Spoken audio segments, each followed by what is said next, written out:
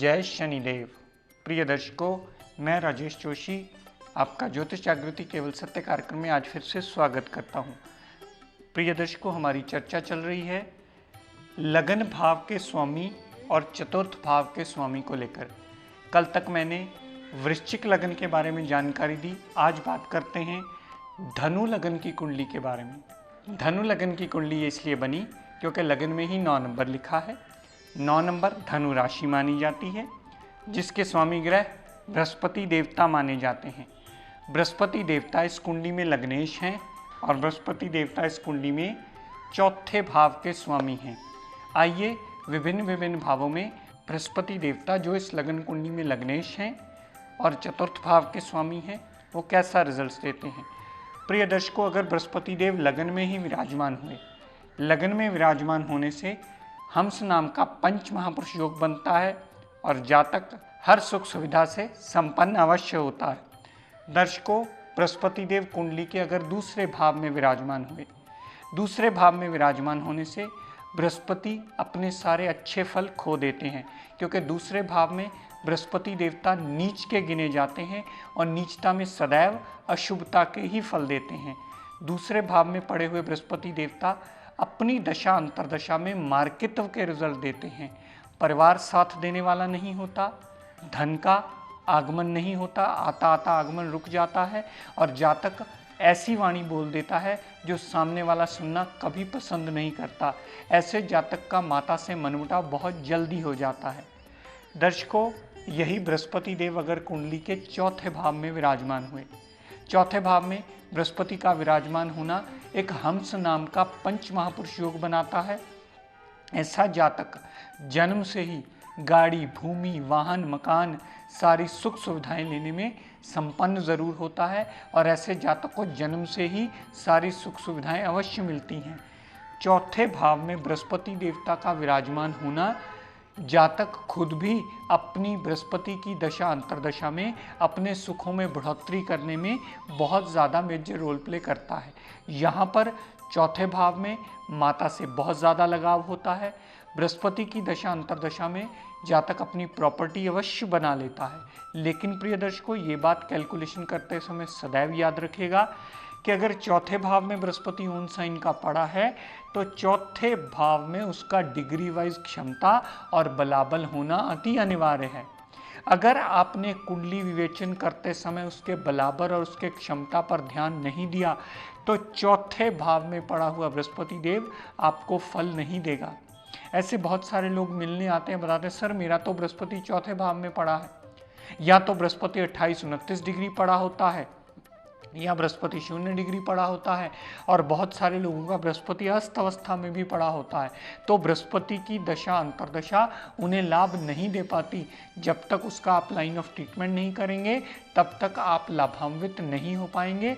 ये इस थ्योरी का या एस्ट्रोलॉजिकल गाइडेंस का मूल नियम है, इसे सदैव स्मरण रखिएगा। दर्शकों, अगर कुंडली में बृहस्पति देवता कुंडली के पंचम भाव में विराजमान हो, पंचम भाव बृहस्पति देव का कारक भाव माना जाता है और त्रिकोण का स्वामी त्रिकोण में आना सदैव बहुत ज़्यादा शुभ फलकारी होता है।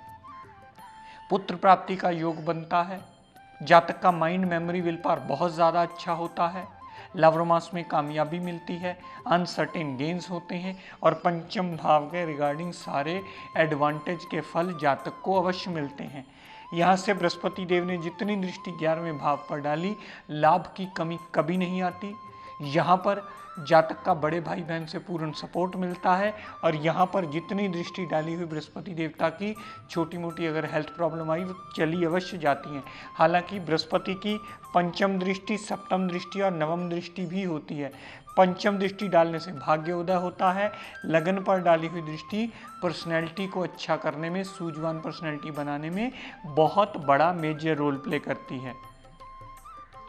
दर्शकों, यही बृहस्पति देवता अगर कुंडली के सप्तम भाव में विराजमान हुए, सप्तम भाव में बृहस्पति देवता का विराजमान होना दाम्पत्य सुख के लिए अच्छा करता है, पार्टनरशिप के लिए अच्छा करता है और डेली वेजेस के भी नित नए रास्ते खोलकर जातक को इम्प्रूवमेंट और तरक्की का योग अवश्य देता है। यहाँ पर बृहस्पति देवता कामकाज चलायमान ही रखता है, उसका काम कभी रुकने नहीं देता, पर डिग्री वाइज जितनी क्षमता होती है उतने प्रतिशत अच्छे फल अपनी दशा अंतरदशा में जातक को अवश्य मिलते हैं।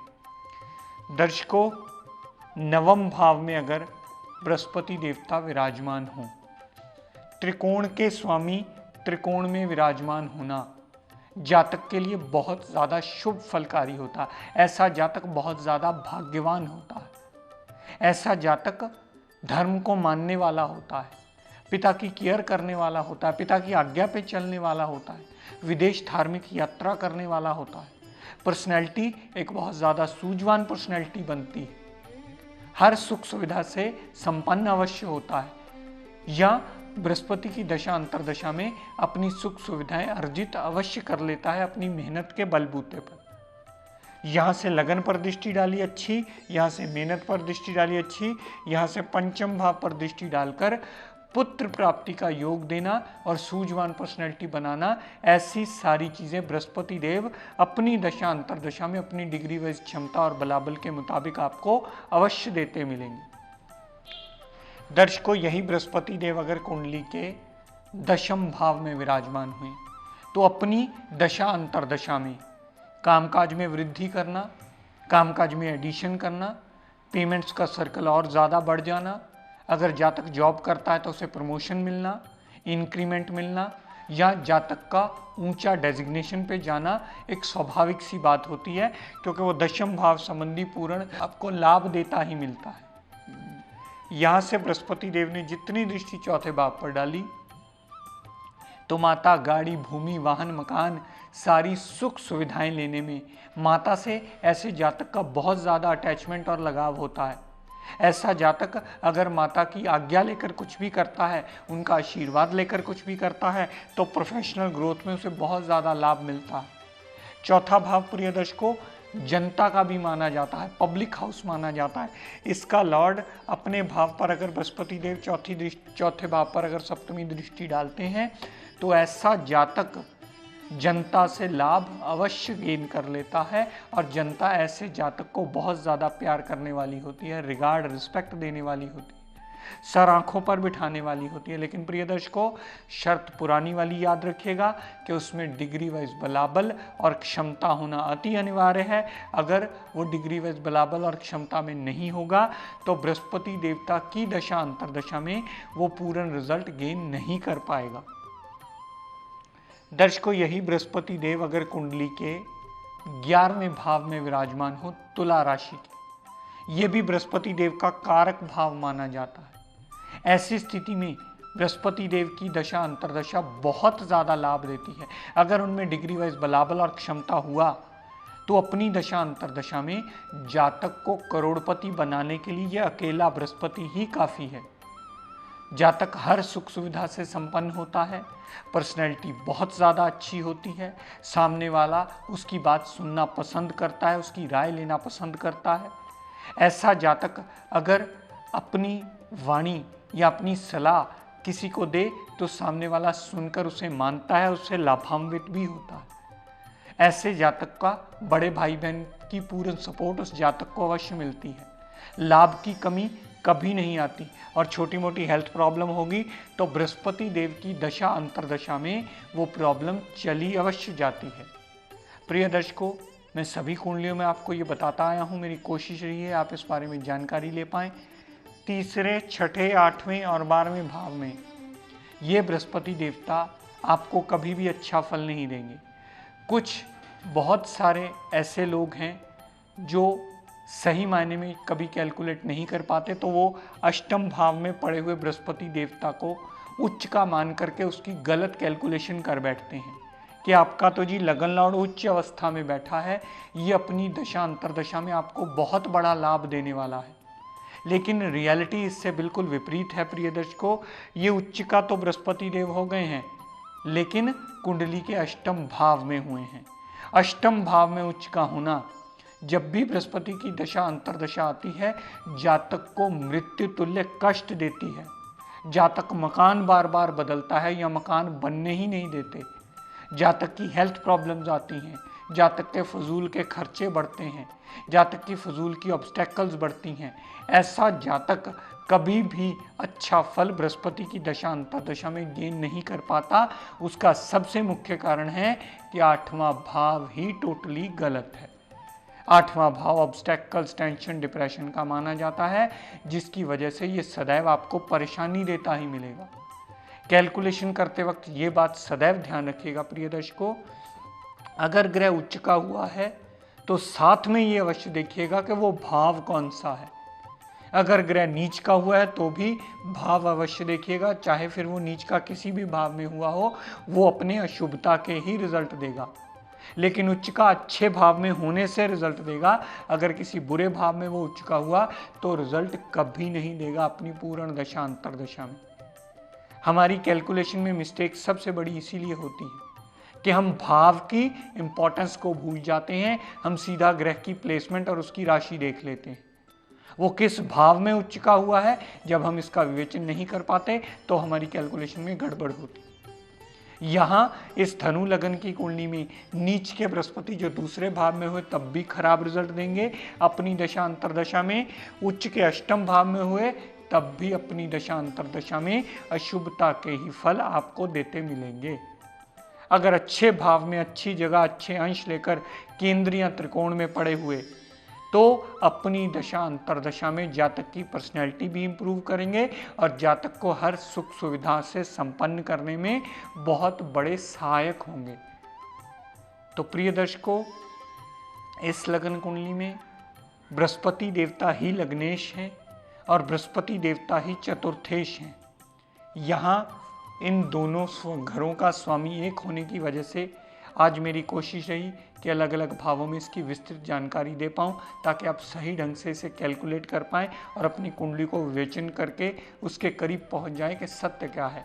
और अगर पहली दूसरी बार आपको ये बात ना समझ में आए तो अपने आसपास किसी विद्वान की मदद लीजिए और ये जानिए कि आपकी कुंडली में सही पोजीशन बृहस्पति देव की क्या है। तो प्रिय दर्शकों, आज अपनी वाणी को यहीं विराम देता हुआ हम सब के लिए मंगल कामना करता हुआ शनिदेव से ये प्रार्थना करता हूँ कि हे शनिदेव हम सब पर अपनी कृपा दृष्टि दया दृष्टि सदैव बनाए रखें। जय शनिदेव। जय बोले। मेरे गुरु राजेश जोशी तो बहुत कुछ सीखा सी, रस्ता दिखाया सानू। काल सर्प दोष या पितर दोष निकालते हैं जो असी गुरु ਨਾਲ ਅਟੈਚ ਹੋਣ ਤੋਂ ਬਾਅਦ ਸਾਨੂੰ ਪਤਾ ਲੱਗਿਆ ਕਿ ਇਹ ਗ੍ਰੰਥਾਂ 'ਚ ਹੈ ਹੀ ਨਹੀਂ। ਇਹ ਲੋਕਾਂ ਨੂੰ ਗੁੰਮਰਾਹ ਕੀਤਾ ਜਾਂਦਾ। ਇਹ ਬੇਨਤੀ ਹੈ ਕਿ ਲੋਕੀ ਗੁੰਮਰਾਹ ਨਾ ਹੋਣ। ਤੁਸੀਂ ਵੀ ਇਹ ਪ੍ਰੋਗਰਾਮ ਰੈਗੂਲਰ ਦੇਖੋ, ਸਿੱਖਣ ਨੂੰ ਬਹੁਤ ਕੁਝ ਮਿਲਦਾ ਹੈ। ਸਿੱਖੋਗੇ ਤੋਂ ਵਹਿਮਾਂ 'ਚੋਂ ਨਿਕਲੋ और सही ज्योतिष ਨੂੰ पहचानन लगो। जय शनिदेव। मैं astrologer Dwarkadhish, member Joshi astro ज्ञान गंगा ग्रुप से आप सबसे निवेदन है कि आप ये प्रोग्राम निरंतर देखें और इसमें अच्छी अच्छी बातों को सुनें और सीखें। ये हमारे गुरु श्री राजेश जोशी जी महाराज ये बहुत अच्छी बातों का ज्ञान देते हैं और सिखाते हैं, और इस प्रोग्राम निरंतर देखने से आप भी एक अच्छे वक्ता बन सकते हैं और अच्छे ग्रहों के बारे में ज्ञान दे सकते हैं, और ग्रहों के बारे में जानकारी लेते हुए आप हमेशा हर बात का ध्यान रखें। जय शनिदेव। नमस्कार, मैं नीरज पुरी पिछले 2.5-3 साल से जोशी एस्ट्रो ज्ञान गंगा ग्रुप से जुड़ा हुआ हूँ। हमारे जोशी सर एस्ट्रोलॉजी की दुनिया में एक बहुत बड़ा स्तंभ हैं। कम खर्च में लोगों की भलाई किस प्रकार करनी है, ये जोशी एस्ट्रो ज्ञान गंगा ग्रुप का मोटिव है। यही हमको यहाँ सिखाया जाता है।